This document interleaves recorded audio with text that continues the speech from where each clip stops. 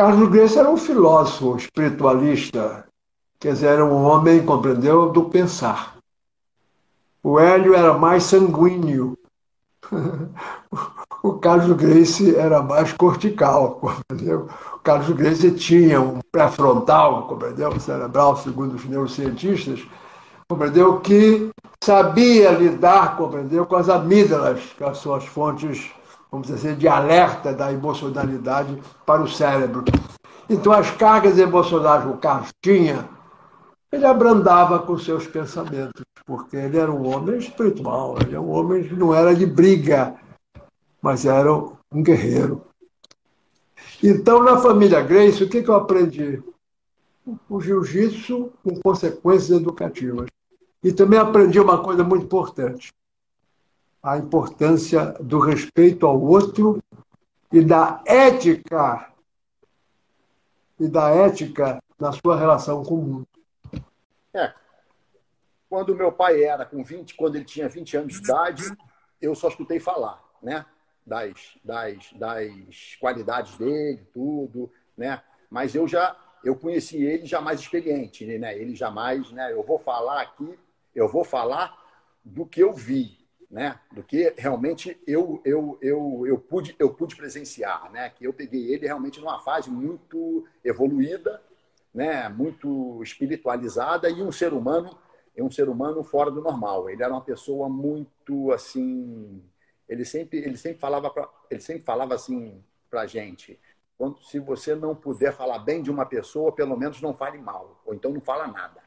Ele sempre foi uma pessoa assim, nesse sentido, ele, né, ele ajudou muito a gente. Estou falando assim, me ajudou muito nesse sentido, que eu olhava ele assim como fosse assim o guru máximo dentro da nossa família, e eu via o respeito que todos os irmãos mais novos tinham por ele, tanto o mestre Jorge, o Hélio, o Gastão, o Oswaldo, todos, né? E os meus irmãos mais velhos, tudo. Ele era, na verdade, a última palavra, e o que ele falava era acatado, né? Mas ele era uma pessoa, ao mesmo tempo, que tinha uma alma vitoriosa, né? Ele sempre falou: olha, se eu achasse que eu não iria ter sucesso com jiu-jitsu, eu não iria por ser, eu não iria, eu não pudesse fazer a diferença, eu teria escolhido outra profissão.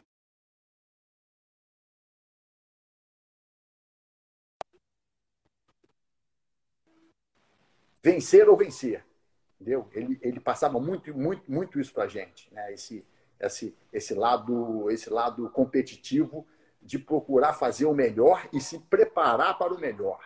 Então, né, isso dava uma responsabilidade muito grande para a gente, porque a gente falava, poxa, eu quero ser igual a ele, né? Eu quero ter o mesmo sucesso dele, eu quero ter, né? Então, isso foi uma coisa assim que, apesar de ter uma cobrança muito grande em cima dos filhos, né?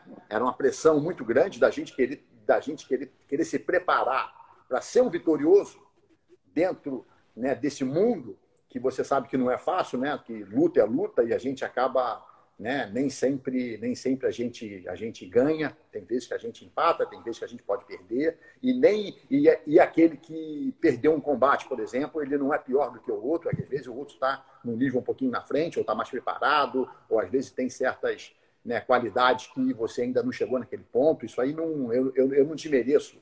Eu não desmereço a derrota de ninguém. Eu acho que, né, tem grandes lutadores que perderam algumas lutas, mas eu vejo como grandes exemplos dentro, né, do mundo marcial, das artes marciais. Mas ele passou muito, ele foi uma pessoa assim muito, ele era um doce de pessoa, uma pessoa muito amorosa, era uma pessoa muito magnânima, muito, vamos dizer assim, era muito difícil uma pessoa chegar lá em casa, um amigo do amigo do amigo, que ele quase que forçava a pessoa a fazer uma refeição. A pessoa tinha que comer, a pessoa tinha que se sentir como fosse em casa. E eu me lembro que eu era bem novinho, quando chegava na época do carnaval, que era lá em Teresópolis, a nossa casa, né? A casa ficava cheia dos familiares e alguns convidados. E quando a casa não tinha mais espaço para as pessoas se hospedarem, o quintal ficava cheio de barracas assim, que as pessoas dormiam em barracas dentro do quintal e cheio de carros estacionando. Então, quer dizer, era uma festa, né? Então, ele tinha muito esse lado agregador. Ele achava que, né, ele nunca foi uma pessoa que quis juntar fortuna, né? Tudo que ele ganhava, ele investia na família dele e no bem-estar de todo mundo que estivesse em volta dele, independente de ser filho ou não ser filho. Todo mundo que estava perto dele tinha que estar satisfeito, tinha que fazer uma boa refeição, tinha que descansar. Se não tinha lugar, não tinha mais cama, tem problema, bota a barraca fora. Ele fora de casa, ele dava um jeito. Então as pessoas dormiam, às vezes, até fora, nas barracas, mas usava o banheiro, mas na hora de dormir, porque não tinha espaço mais, dormia fora. Então, quer dizer, era uma festa, era uma coisa assim, né? Eu cresci com muita gente dentro de casa, né? Muita gente, muito irmão, muito primo, muito amigo, e tinha gente de tudo quanto é tipo. Foi uma infância assim, né? No meio dessa confusão que tinha, né? Que às vezes tinha uns que faziam muita bagunça, tudo. E o meu pai sempre foi uma pessoa que soube administrar isso da melhor maneira possível. Ele tinha um equilíbrio muito grande, né? Tanto na hora de se precisar ir para a guerra, né? Num combate, numa luta, a estimular a gente a jamais se entregar num combate, mas, ao mesmo tempo, uma pessoa doce que ele incentivava a gente da melhor maneira possível para a gente poder ser um bom amigo, ser um bom irmão, ser um bom filho, né? E os mais velhos também, que uns já estavam casando, tendo filhos também, ele agregava todo mundo. A gente arrumava uma namorada, não comigo, porque eu ainda era mais novo nessa época, mas eu via ele falando, e aí, quando é que vai me dar um... Estava namorando, ele já cobrava um neto. E aí, quando é que vai me dar mais um neto? Aí, não, tá duro. Ele falava assim, tá duro, não tem problema não, traz para morar aqui em casa. Então, era uma coisa assim, era um negócio meio doido. Ele vivia parece que era num outro planeta, né? E às vezes a minha mãe até falava, Carlos, para com isso, você deixa o menino namorar, deixa ele aproveitar a vida, você já quer neto, Então, ele tinha esse negócio da procriação, né? E ele tinha as crenças dele espirituais com relação ao sexo também. Aí, se eu for falar isso aqui, eu vou falar aqui a noite inteira. Era um negócio complicado. Mas foi uma experiência muito grande. Você está dentro desse núcleo familiar, né? Muito, né, voltado para a luta, é claro, né? Dentro de um conceito marcial, né? De honra, de caráter, de moral muito grande, né?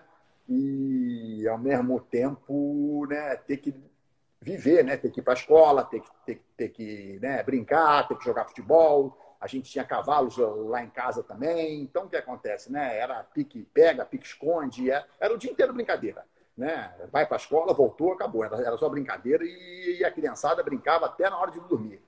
Então, e tinha os funcionários também. Né? Ele chegou a ter uma época, no auge mesmo da casa, chegou a ter 18 funcionários trabalhando dentro de casa, né, para cuidar dessa tropa toda, né? Faxineiro, cozinheiro. Só cozinheira tinha 3 ou 4 cozinheiros para cozinhar para esse batalhão todo.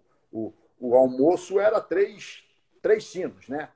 Era o horário das crianças, o horário dos adultos, depois tocava o sino só para os funcionários, sentava na mesa e todo mundo comia também. Era um hotel, na verdade. O que acontece é o seguinte, o meu pai foi o pioneiro, meu pai era 11 anos mais velho que o meu tio Hélio. Meu pai, quando tinha 21 anos de idade, meu tio Hélio tinha 10 anos. Então, o legado que meu pai criou, as lutas dele, isso aí foi numa época que essa geração de hoje não pegou, não ouvia muito falar, entendeu? Então, meu pai começou os desafios, fez várias lutas, meu pai já era um cara extremamente famoso, ensinou para todos os irmãos, botou eles para lutarem, e meu tio Hélio era o mais novo. Só que a nossa geração, a minha geração, a gente convivia nessa parte de treino mais com meu tio, meu pai meio que já tinha se aposentado. As pessoas não conviveram, não tiveram esse convívio, não souberam muito da história do meu pai e tal, e meu pai deixou esse legado para os irmãos, né? Então foi isso que aconteceu, assim, agora você dizer qual a importância. Meu pai foi o criador de tudo, meu pai era como se fosse um pai para os irmãos, entendeu? Ele que ensinava, educava, dava o jiu-jitsu, ele era ali, era o arquiteto de tudo que foi criado dentro da família foi ele, porra. Ele foi o iniciador. Agora, todo mundo dentro da família Grace, exatamente por ser uma família numerosa, é aquele negócio, uma andorinha só não faz verão, né? Você perguntar, a mesma coisa que você pegar um carro e falar assim, qual é a parte mais importante do carro? Né? Um carro sem pneu ele não anda. Você tem um motor, você tem toda aquela coisa, você tem mas sem um volante também o carro não dirige. Então assim, não, existem talvez assim algumas partes mais difíceis de serem substituídas, mas o conjunto é que é o importante. Né? Então, pelo meu pai ter tido muitos filhos, 21 filhos, né? E os irmãos também terem bastante filho, o meu tio Hélio também ter bastante filho. Então, isso tudo criou uma família grande, todo mundo com o mesmo objetivo. Meu pai conseguiu incutir isso na família, né? Provando que o jiu-jitsu é uma coisa muito eficiente para o ser humano, tira o ser humano dos vícios, das drogas, a pessoa começa a ter uma autoconfiança, começa a se preocupar muito com a saúde. Então, é um esporte que traz, né, essa coisa de honra, que a humanidade sempre valorizou muito, né? Essa parte, esse poder físico, de disciplina, autoconfiança, e junto com isso, essa filosofia da saúde, de ter uma alimentação saudável, de não se envolver com um vício de nenhuma qualidade, de ter domínio sobre a sua vontade, né? Essa disciplina na saúde, que é muito importante hoje, você saber se alimentar, você ter autocontrole, né? Não estar preocupado em comer só o que é gostoso, mas em comer o que faz bem para a saúde, né? O que realmente te traz uma verdadeira felicidade, que é a saúde física, né? Porque se você não tiver saúde, você não tem nada. Então, assim, essa união, né? Da alimentação saudável. Meu pai, acho que foi o primeiro naturalista que existiu no Brasil, assim, que realmente teve uma influência em uma mudança no hábito das pessoas, né? Exatamente por a família ser muito grande e a gente lidar com o jiu-jitsu, isso a gente serviu de exemplo para modificar e implantar um sistema de alimentação que as pessoas não estavam acostumadas, não valorizavam, né? As pessoas tomavam muita Coca-Cola, comiam todo tipo de alimentação, frituras, muito açúcar. Meu pai modificou isso. O pessoal via a gente tomando suco de açaí, comendo vitaminas naturais, aquela alimentação toda natural, à base de frutas, verduras. Então aquilo ali, e como a gente convivia com a academia, aquilo foi tomando uma dimensão gigantesca. E isso foi se expandindo não só no Brasil inteiro, como no mundo inteiro. Então ele realmente é assim, uma pessoa que você vê o poder de uma pessoa quando ela está concentrada e ela tem um motivo de vida e uma missão, né? O que ela modifica, né? Como é que aquilo toma uma dimensão gigantesca. Isso realmente é um trabalho fantástico, que o meu pai foi o cara que iniciou e perseverou nesse trabalho sem nunca se desviar e sempre dando um exemplo, né? Por que ele dava um exemplo? Por que ele era admirado? Porque ele apresentava uma saúde, né? Ele fazia coisas com 70 e poucos anos, quase 80 anos de idade, que ninguém via. Plantar bananeira em cima de um capô do carro, correr, ter elasticidade, né? Um cara que com 60 e poucos anos de idade, casou, teve 6 filhos, com uma mulher nova, que era minha mãe. Então, quer dizer, a vida dele era um exemplo, as pessoas ficavam impressionadas. Então, isso as pessoas davam crédito, né? Porque é aquele negócio, você quer quer aprender como ganhar dinheiro, você não pode se consultar e ter conselho de uma pessoa, de um mendigo. Você tem que pegar um cara que é rico, que provou que ganhou. Então, meu pai, ele era muito disso, ele provava as coisas, né? Ele falava que todas as teorias são muito bonitas, mas sem a prática, elas não valem nada. Então, assim, ele era um cara que ensinava com exemplo, né? Ele provando aquilo que ele falava, né? Então, ele falava, ó, faz isso que eu provo para vocês que é excelente, né? Que vai ter resultado. Então, a gente tinha aquele exemplo diário em casa, né? E aquilo não tem como você não registrar e não memorizar e se sentir na obrigação de passar aquilo para frente, né? Tinha uma frase que ele falava às vezes, Deus não impôs aos ignorantes a obrigação de saber, sem antes obter dos que sabem o juramento de ensinar. Então, aquilo que a gente aprende, que a gente recebeu, né, foi isso que eu aprendi do meu pai. Eu me sinto na obrigação de transmitir isso para as pessoas. Seria um egoísmo, quase que uma covardia eu ter o privilégio de ter nascido numa família que nos deu tanto exemplo, de ter um pai, né, que nos dava um cara que não bebia, não fumava, tinha uma disciplina, tudo que ele falava, ele fazia, e eu não tentar passar isso para outras pessoas, guardar isso para mim, então, entendeu? Isso, eu não vejo isso como uma coisa correta. Então, nós que convivemos, né, diretamente assim, com meu pai, meu tio, então a gente pegou muito essa essência, né? Eu acredito que talvez hoje alguns Graces nem conheceram meu pai e a família cresceu muito, então eles perderam esse princípio e essa essência. Mas quem conviveu, como a minha geração, assim, pô, cara, isso é um legado que a gente se sente na obrigação de passar, entendeu? Então, tudo aquilo que a gente vê, que a gente recebeu de bom, a gente tem que transmitir isso para os semelhantes, para os nossos irmãos de planeta. Então, eu vejo que isso é uma missão da família Grace, pelo fato dela ser uma família, não por ser melhor do que ninguém, que não existe isso, né? Mas pelo fato de ser uma família grande, todo mundo idealizando o mesmo ideal, praticando o mesmo esporte, essa mesma filosofia, isso se tornou uma coisa missionária que se expandiu para o mundo inteiro. Hoje é o que você vê aí, o mundo...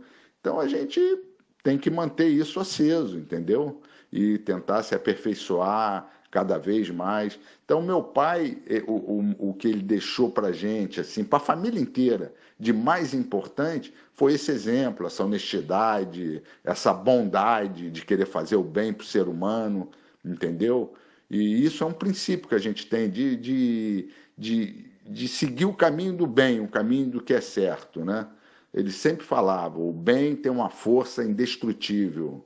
Uma pessoa pensando positivo, ela derruba milhões de mentes negativas.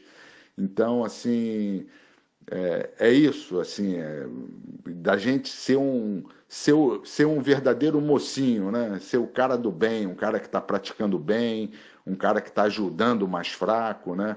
E não querer sobrepujar o mais fraco. Não existe nobreza nisso. Você ver uma pessoa mais fraca e se aproveitar, isso é uma covardia.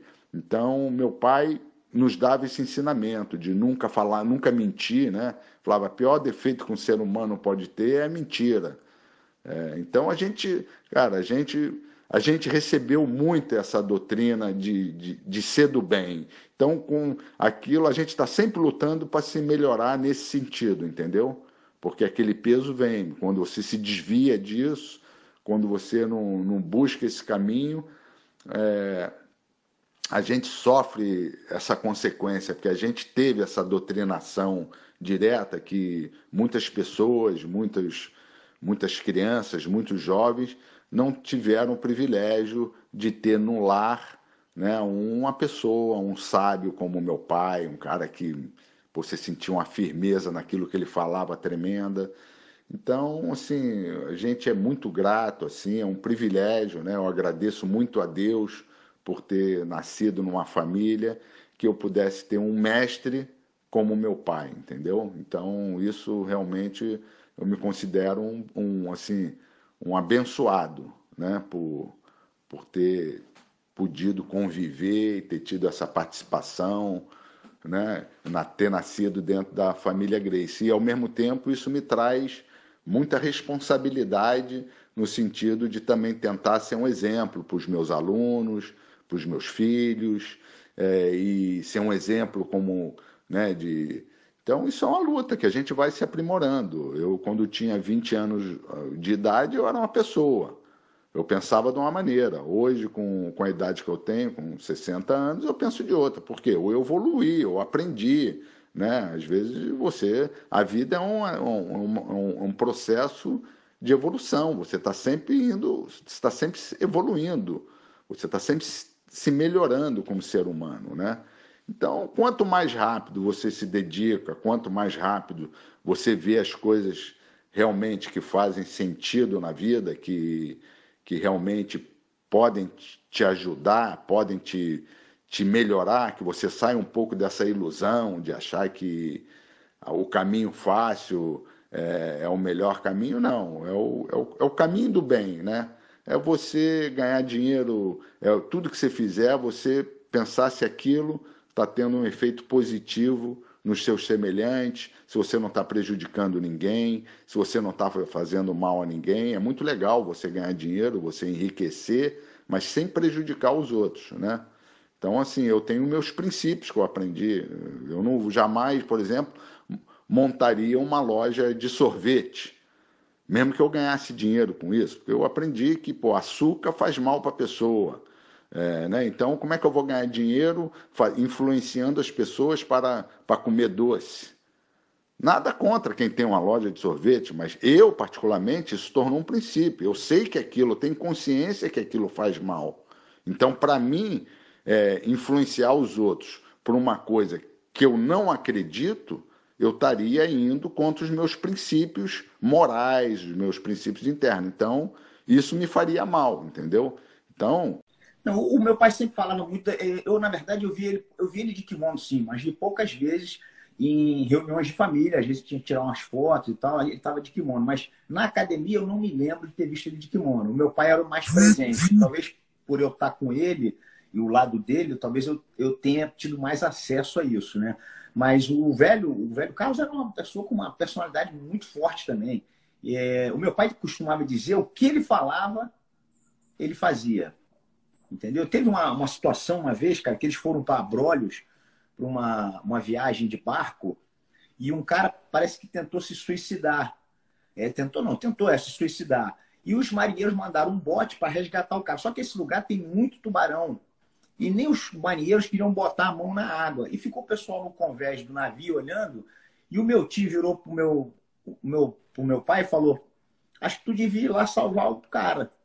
E o meu pai olhou para ele e falou: pô, e os tubarões? Ele falou: os tubarões não estão te vendo. Ele usou o termo na época, falou: os tubarões estão frisados. O meu pai falava aí muito isso. E a gente ficou assim, ele contava essa história. Aí falou: pô, não estão me vendo? Você acha que eu tenho que ir? Ele falou: tem que ir. Ele pulou na água, tirou a camisa, foi de short ou de sunga, pulou na água, nadou, botou o cara dentro do bote e voltou. Nesse dia estava tendo uma garoazinha. Então, dizem que quando está chovendo um pouquinho, os tubarões não sabem o que está na superfície. Eles não ficam muito na superfície, eles ficam mais embaixo. Mas é um lugar que tem muito tubarão. Enfim, eles voltaram para o navio e o comandante botou os dois, o cara que tentou suicidar e o meu pai, preso dentro do barco. E houve uma revolução dentro do barco, porque o meu pai foi salvar o cara. E nesse momento, todo mundo se revoltou no barco e tal. Acabou que o comandante liberou o meu pai e o outro rapaz parece que ficou preso um pouco e depois também foi liberado. Mas foi uma coisa inusitada, porque ele olhou para o meu tio e falou: você tem certeza? Você pode ir que não vai acontecer nada. O meu pai nem pensou, pulou na água e foi. Então são coisas desse tipo, uma energia muito forte. O meu tio, ele previa muito as coisas. Isso é contado pelo meu pai, como eu não tinha muito acesso com ele, mas eu vi ele falando sempre isso, que ele conseguia prever coisas. E às vezes até vou fechar um negócio. Na academia tinha uns alunos, às vezes, que queriam fechar negócios, entendeu? E comentava com ele, ele falava, deixa eu pensar um pouquinho. Voltava 3 dias depois e falava, acho melhor você não fechar, não. Aí o cara fala, pô, por que não? Isso aí não tem como dar errado. E o cara acabava fechando, 6 meses depois falia, voltava para ele e falava, pô, bem que tu falou que não era para eu ter feito. Enfim, e eu acabei fazendo, não te falei nada. Então o velho tinha uma coisa que é impressionante. Realmente era demais.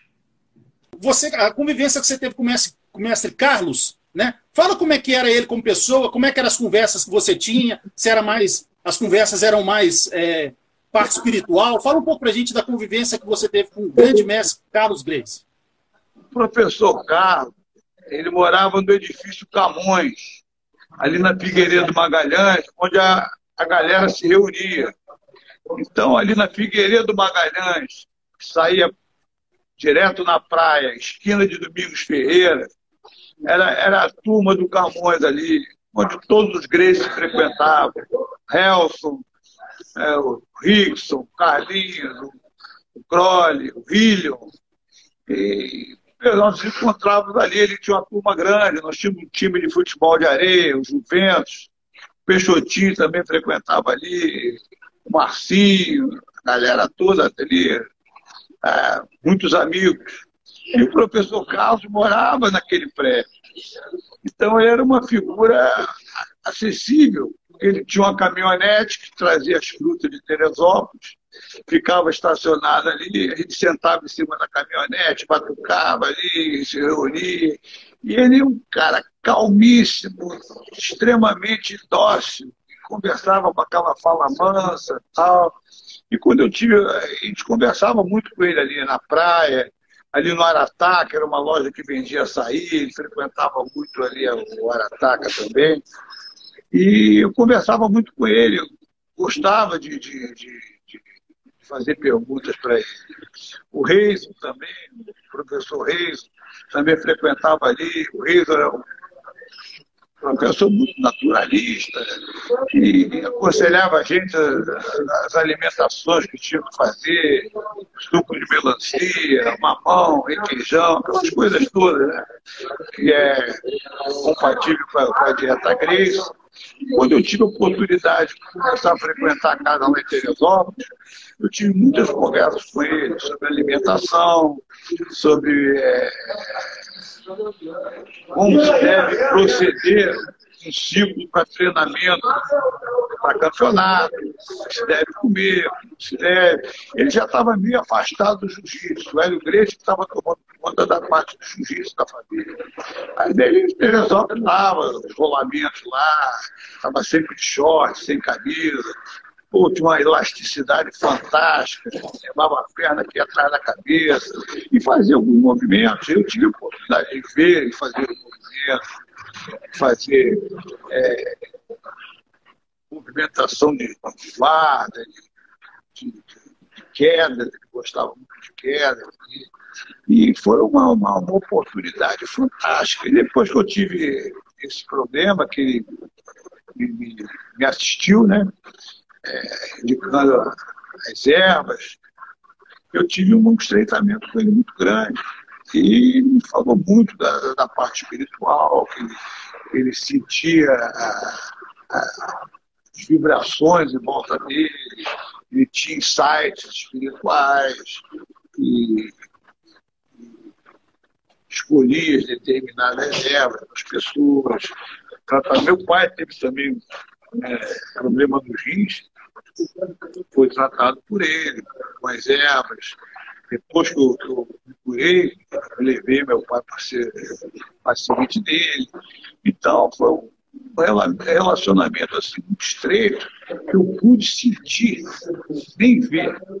Ver, muito mais sentir a relação dele com a parte astral. Ele já tinha uma visão assim, espiritual muito diferenciada das pessoas que vivem no mundo da luta, né? Só naquela parte física, na parte de combate. Ele já tinha uma visão espiritual muito diferenciada em relação ao próprio jiu-jitsu, à própria vida, a parte alimentar, a relação com as pessoas. Então, o professor Carlos uma pessoa assim que a gente não pode nem identificar com uma nomenclatura. Ele é uma pessoa assim fora de série. Com certeza, um gigante. Que história bonita, né, mestre? Esse privilégio que você teve de ver ele em ação, fazendo um rolamento ali, sempre contando como é que era ele como pessoa, educadíssimo, né? Colocava uma lona enorme no gramado, na casa lá em Teresópolis, e lá a gente rolava treino, fazia defesa pessoal, e ele mostrava algumas coisas, habilidades corporais dele, né? Isso é uma coisa fantástica. Muito legal. Mestre, e das pessoas que você conviveu, que você conheceu vários dos filhos dele, treinou com vários, qual que você acha que mais parece com ele em termos de características, não técnicas, mas características de comportamento, o jeito mais brando, mais calmo, assim? Quem que você acha? Sem sombra de dúvida, o Hillion. A gente chamava ele de mamão, porque ele tinha o pé todo laranja, de tanto comer mamão. Ele era menor, mais novo, mais jovem. Ele é assim, o filho que assim, mais se aproxima assim, do Carlos, na fisionomia, no modo de falar, no modo de ser. Essa é a minha visão, né? Agora, todos eles têm um pouco do pai. O Carlinhos tem, o Crowley. Impressionei muito com o Carley, né? O Carley é um touro forte. O Carley é mais velho que eu. Quando treinava lá, eu espelhava muito na estrutura do Carley. Ele era muito semelhante ao Carson, né? Então, tinha o Reison também, que tinha um biotipo assim, semelhante ao do professor Carlos. Tinha o Reilson, tinha a família toda, Rossley, Rocian. Eu fiz amizade com todos eles, né? Então, eu não posso observar e deduzir qual deles seria assim, o mais expoente, né? Eu falo do Cássio porque eu vivi mais, fui aluno dele, fui discípulo, mas os outros, cada um tem a sua característica, cada um tem o seu predicado e a sua relação individual com o pai, né? Mestre, a última pergunta relacionada ao grande mestre Carlos, né? Todo mundo sempre fala, né, do amor, do carinho que todos os filhos sempre tiveram por ele, e o Carson, né, era de temperamento, né? Tudo que eu leio a respeito dele, ele era aquele coração grande, tudo, mas ele falava alto, ele tinha um jeito mais assim, bruto, vamos colocar assim, que é totalmente diferente do pai dele, mas todo mundo que fala sobre a relação dos dois, fala que quando ele estava perto do pai, ele ficava assim, era diferente, né? Era bonito ver a relação dos dois. Você que viu isso, conte alguma coisa, como que era quando o Carson estava perto do pai? Não, o Carlos, acho que ele tinha a relação com todos os filhos por igual, né? O Carson tinha um carinho assim excessivo pelo pai, como o Robson também. Eu vi cena do Robson Grace também. Inclusive o Carlos, quando teve para morrer, fazer a passagem, ficou na casa do Robson. O Robson deu toda a assistência do Carlos, internou o pai em casa, parece que o pai faleceu lá, não sei, não tenho certeza. O Robson também tinha um carinho, as meninas também, as filhas todas, a Sonja, a Monica, a Geisa, eu conhecia todas elas, também um carinho pelo pai assim fantástico. O cara ter 21 filhos, cara, é uma coisa assim, inexplicável, né? Ninguém consegue, eu não sei, eu não entro na minha cabeça ter 21 filhos, distribuir amor para todos eles, né? E ele tinha essa capacidade de igualar e distribuir o amor ali, a competência, o aconselhamento. O pai, assim, uma prole enorme, né? Com certeza. Mestre Carlos é um que merece todo o respeito do mundo, né? A história de vida dele. Só também é uma pessoa que também as histórias dele são histórias positivas, tanto a parte espiritual, o educador que ele foi, então é uma pessoa que merece todo o respeito. Muito bom esse seu depoimento sobre ele, mestre. E ele observava muitas pessoas, então ele sempre enxergava aspectos da personalidade, ou do gesto, ou da relação das pessoas com o outro, assim, e ele pontuava. Então é isso, eu acho que isso é a energia, isso são porque ele era um homem luminoso, porque ele emanava essa energia e sintonizava, buscava fortalecer essas energias positivas no outro, porque ninguém é totalmente. Tem pessoas que são mais fechadas, estão mais sombrias, mas elas têm, óbvio, que uma luz dentro delas. E cabia a ele, como, né, orientador e como professor, fortalecer a criança e puxar a energia solar que as pessoas possuíam. Então, isso é que eu acho que foi, e que, de uma certa forma, o meu tio também aprendeu com ele, né? E faz parte da escola também da minha família, ou pelo menos até, né, o que eu observei, o Hollis, por exemplo, ele, dos meus irmãos, eu acho que ele foi o que potencializou e o que possuía mais essa capacidade e essa luz, né? Talvez você perguntou qual é o mais parecido com meu pai. Eu acho que, nesse sentido, assim, de pensar coletivamente, de ter um coração e uma alma aberta para o outro e de compreender o seu lugar dentro dessa coletividade, dessa tribo, foi o Hollis. A vida dele foi pautada em busca, as escolhas foram feitas considerando o lugar dele dentro dessa comunidade, né? Para perpetuar e manter o interesse das gerações mais novas no jiu-jitsu e dar um sentido de identidade para essa geração. Para os mais jovens, ele saía da academia dele em Copacabana e ia a Santa Teresa buscar o sobrinho que tinha 7 anos de idade ou 8 anos de idade e não tinha como treinar. Então, ele ia lá buscá-lo e levava para a academia. É uma disponibilidade, ao mesmo tempo, ele fazia isso com o Carlos Niemeyer, que tinha já 60 e tantos anos e que muitas vezes morava em São Conrado e estava preguiçoso, indisposto para ir para a academia. Ele saía de Copacabana e ia buscar o Carlos, o aluno, para levar para Copacabana. Então, ele tinha esse despojamento e essa entrega, né? Essa liberdade, esse espaço na vida dele para poder se dar ao outro.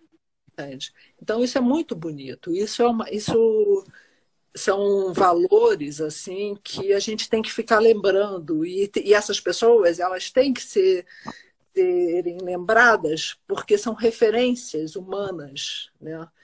E a gente está precisando assim fortalecer os aspectos da generosidade, da bondade, da entrega, do respeito, da sensibilidade, da consideração, da educação, do tratamento, né, gentil. Então, isso eu acho que dentro a minha família tem isso. É importante chamar a atenção para as pessoas que exerceram e exercem esse papel, né? Porque isso é o legado do meu pai. Eu considero o legado dele isso como parte do legado dele. Porque ele era assim. O meu pai, ele pensava coletivamente. Ele desculpa te interrompi, pode continuar. Não, isso, assim, então me perguntou e eu acho que para mim, assim, eu não tinha, ele teve, eu colhi vários relatos de fenômenos, né? Isso, da minha irmã dizer que ele mudava a estação de rádio com pensamento, que eu acho até a própria forma dele exercer a medicina, ele tinha uma percepção tão profunda do outro que fazia parte, ele era um homem empírico, né? Ele era sensitivo, então ele já captava a energia, ele já enxergava além do que o primeiro plano da visão permite, normalmente, que as pessoas comuns enxerguem, né? Ele ia num olhar além sempre. Ele era um sensitivo, ele enxergava a trajetória das pessoas, o caminho, ele conseguia perceber a direção da energia, a energia daquela pessoa apontava. Então, isso tudo ele considerava, era tudo quando fazia um comentário ou quando ele decidia alguma coisa, essas decisões e as observações, elas eram formadas por toda essa diversidade, por toda essa sutileza e subjetividade que ele considerava, né? Percebia e considerava. Então, isso tornava ele uma pessoa muito sábia, muito além, né, do que normalmente as pessoas alcançam. Como terapeuta, como naturopata, porque ao longo da vida ele pesquisou sobre alimentação, sobre ervas medicinais, e aos 73 anos ele começou uma profissão nova como naturopata. Ele sustentou durante 10 anos, 15 anos, a família tratando e curando pessoas, como médico naturopata, autodidata. Então, isso é importante, assim, para as pessoas terem a dimensão, né, dessa pessoa, assim, da potência do meu pai como ser humano, né?